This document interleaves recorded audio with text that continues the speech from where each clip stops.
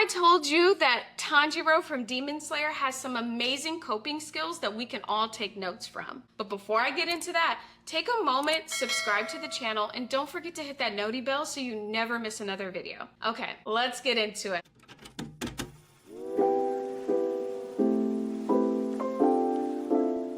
Hi, if you don't know who I am, my name is Dr. Tiffany Batiste. I'm an associate marriage and family therapist, an associate professional clinical counselor, and a doctor of marriage and family therapy. And today we're going to be evaluating some of the coping skills that we can learn from Demon Slayer.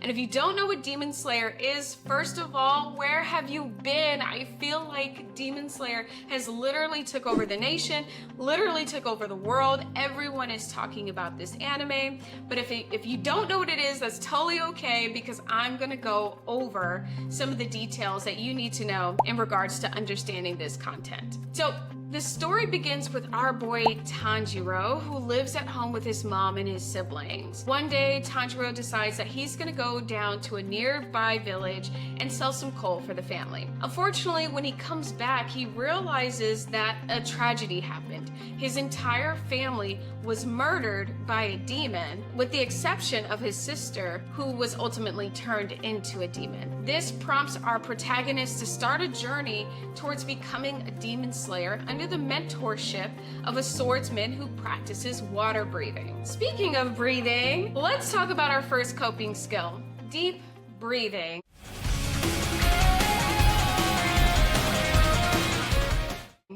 Yeah, I know. You probably have heard this so many times, and you're also probably thinking to yourself, Tiffany, this is probably a bit of a reach here. And I hear you, but let me cook. There's a reason why your therapist encourages you to deep breathe. It's scientific, it's biology. When you take deep breaths into the nose and out of the mouth, you are helping regulate your parasympathetic system. This is our fight, flight, and freeze response when we are faced with something that is dangerous or causes us some type of fear or anxiety. When we do these deep breaths, we're slowing our heart down, we're clearing our mind, and allowing ourselves to be in a position to make better decisions. To do deep breaths effectively, I like to suggest square breathing. Square breathing is a type of pattern that we can use to slow down the breath, to really help calm our nervous system down. Square breathing can begin by inhaling through the nose for 4 seconds. 1, 2, 3,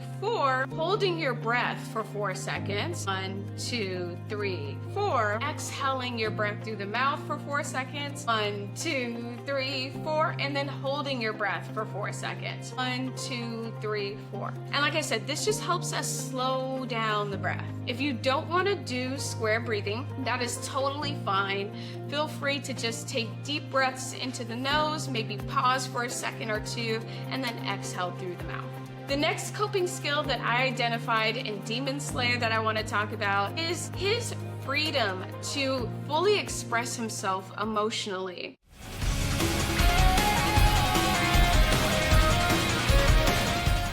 There are so many occasions in Demon Slayer where Tanjiro experiences hardship, trauma, sadness, fear, and anger, and he never tries to hide these feelings, which is so beautiful to see, especially in a society that encourages us to withhold or suppress our feelings, or even makes us believe that sharing these types of feelings makes us weak. Anytime Tanjiro has a feeling, he let loose. He cries, screams, he expresses his anger, and that really allows us to process these feelings and move on from them a little bit quicker. This leads me to the next coping skill that I really enjoy within Demon Slayer, which is his support system.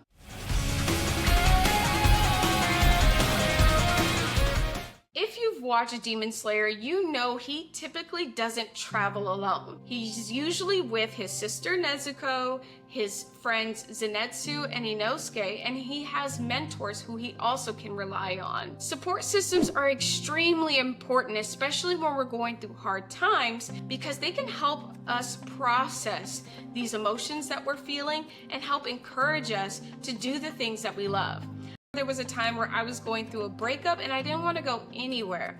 And it was my friends who would call me and encourage me, hey girl, let's go out, let's do this, let's get cute, let's do the things that you enjoy, to kind of bring life back into me. And you really see this in Demon Slayer. Anytime they go through hardships, they often come together and support one another, hug each other, embrace their feelings together, and they never look at each other as weak or less than just because they're feeling or expressing these moments. This is super important to me also as a clinician, because as a clinician, when I see my clients, I'm often looking in and assessing to see what their support system looks like. If they don't have a strong support system, it's going to be part of my job to collaborate with the client and see how we can improve this. Whether this is family, friends, or members of their community, I'm looking into ways to increase their support system. So whether that's getting them involved into clubs, texting an old friend, joining a sport, whatever it is, we want to increase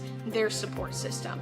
The next coping skill that I really enjoy from Demon Slayer is Tanjiro's ability to implement empathy and compassion even with his enemies.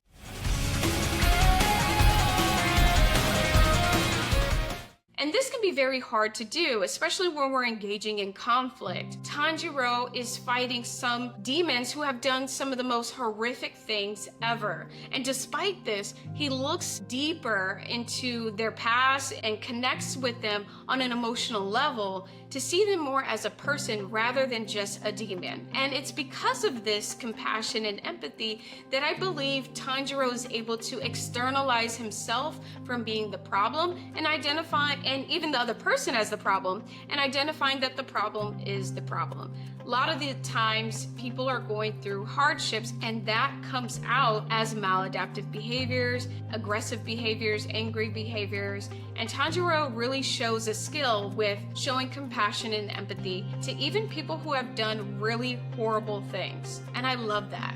The last coping skill that I want to talk about is Tanjiro's ability to maintain a growth mindset. Tanjiro does not succeed in every battle. He often gets hurt, he often falls short, and despite this, he doesn't look at himself negatively. Instead, he believes that he's capable of getting the strength that he needs to overcome future challenges. As a result, you'll often see Tanjiro training excessively in order to build that strength. And oftentimes he does. He often meets his goal, and it's because he had that growth mindset. I have a mantra that I love, and I often say to myself, my weakness today is my strength tomorrow. And that's true. You may not be good at something today, but that doesn't mean that with enough patience and effort that you can't achieve your goal. Okay, that's pretty much it. That's my takeaways from Demon Slayer. I really love the show. If you haven't checked it out, what are you waiting for? Go take a look at it. And if you like this video, go ahead and leave a like and a comment below. And please let me know what other animes you want me to review and take a look at. Until next time, remember to be kind to yourself. You are worthy of compassion.